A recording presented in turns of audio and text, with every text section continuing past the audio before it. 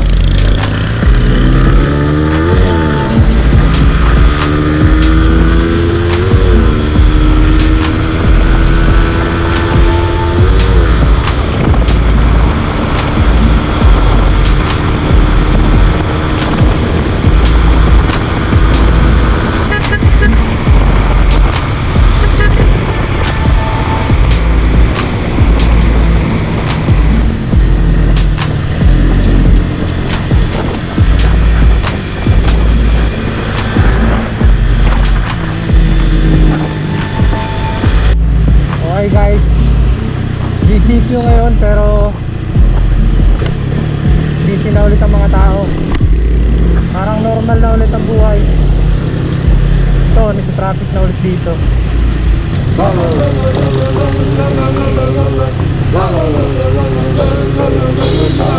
I can bet you on your own. Malapit na yung Yamaha Bikeford, doon banda. I know you don't mean. Doon ko nga pala binili itong MT-15 ko. Smile is quite enchanting. A thread of your hair. Meron di ako dyan nagpapaservice eh. There in Pag a mga change oil lang, doon lang sa malapit sa amin, sa motor shop. taking Vulcan. And then, ipapareset ko rin itong ano ko. Stop. Check engine. Ito na.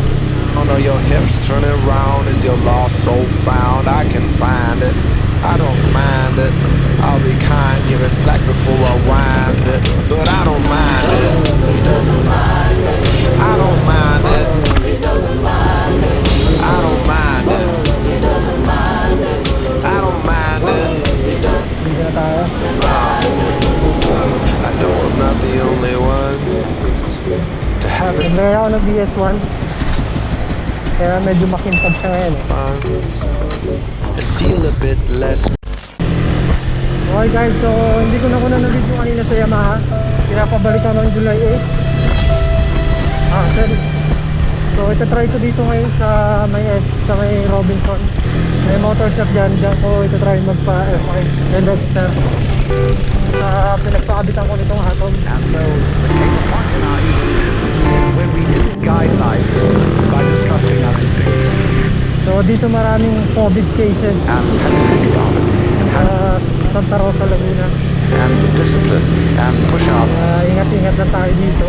foresight and words and Basta nakamask ka naman, accountancy. medyo safe ka. Maraming tao. And then we worry. Okay guys, malapit na tayo dun sa auto shop. We worry as to whether we thought enough. Lampas lang ng SM yan. And then katapataras na Robinson.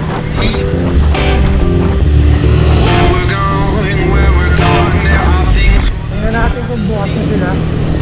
Sana bukas na. Sky Wheels.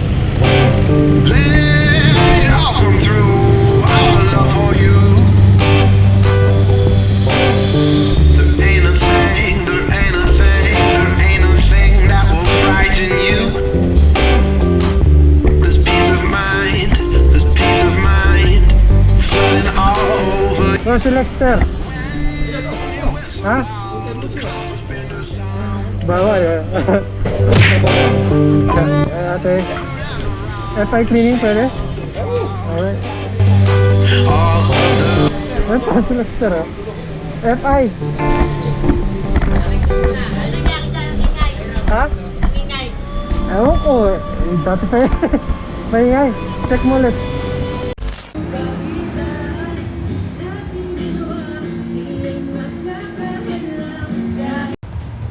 Tinanggal lahat ng bearings niya. So, ganito ang mangyari kapag NFI. Tatanggalin yung tanke. May babaklasin din sila dito.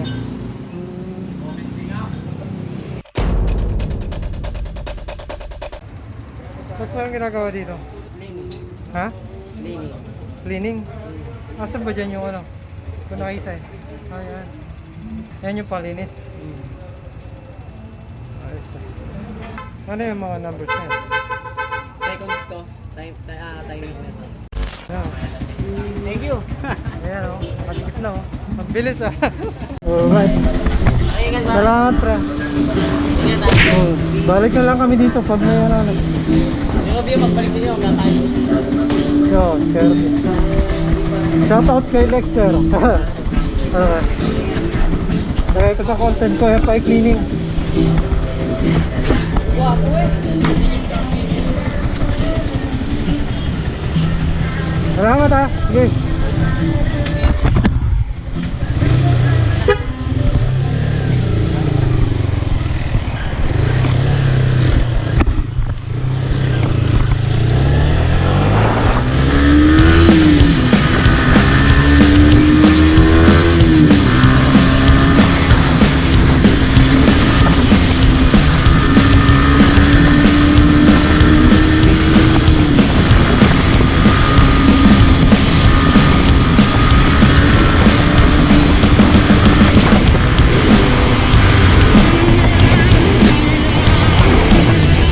Okay guys, after nung FI niya, grabe, smooth to smooth.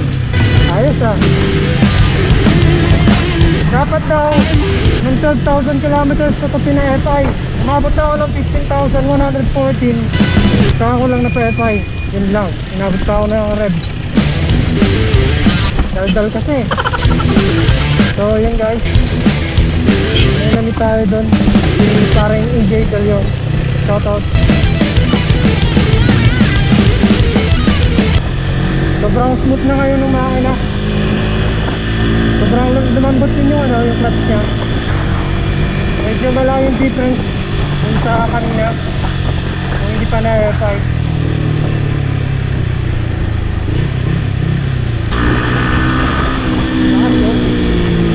Malakas.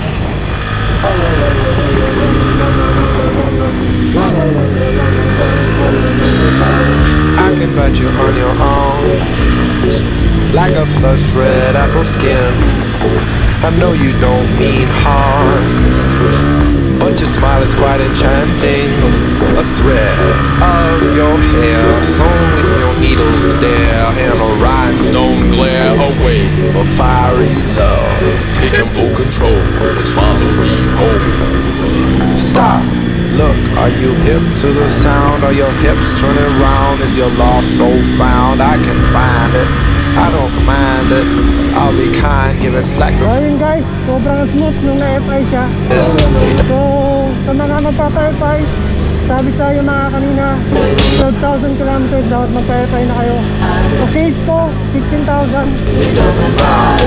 Pero no 15,000 okay pa naman siya. Pero ngayon, sobrang okay. being slow.